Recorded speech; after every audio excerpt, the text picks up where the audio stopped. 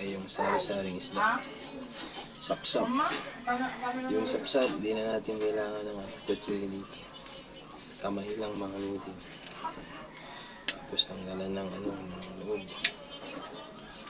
Yun. Na.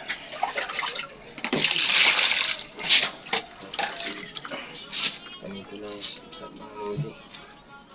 Tanggalan ng hasang. Tanggalan ng lamang loob. Ayan.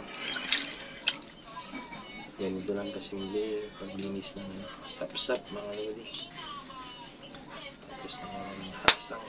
Pumutok pa. Ayan. Hasang. Tapos lamang loob. Ganun lang. Hindi mo na kailangan ng kutsilyo mga lodi. Kamay lang. Malilinisan mo na yan.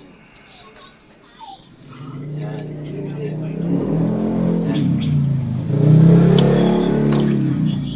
Ganyan lang kadali maglinis ng isdang sapsap. Sapsap yung tawag namin dito mga lodi. Ganyan lang, tanggalan ng hasang, lamang loob. Dito naman tayo sa isdang anong tawag na dito? Isdang bulasi. Ito kailangan natin gamitan ng kutsilyo para tanggalan ng kaliskis.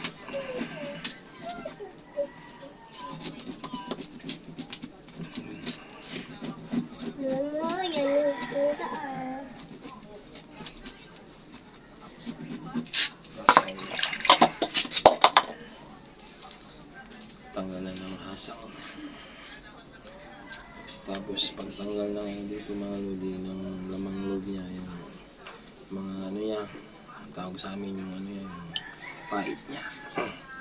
Ganito lang mga lodi. Press mo lang yan. Yan. Yun. Hindi mo na rin kailangan gamitan ng kutsilyo mga lodi. Gawin ulit natin ang hasang ng kaliskis.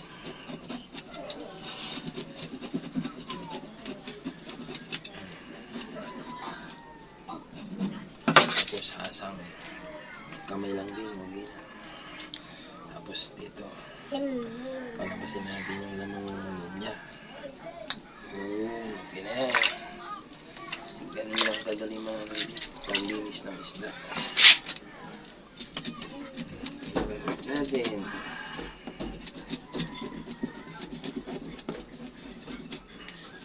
Yan mga lodi, sana may natutunan kayo. Bye bye.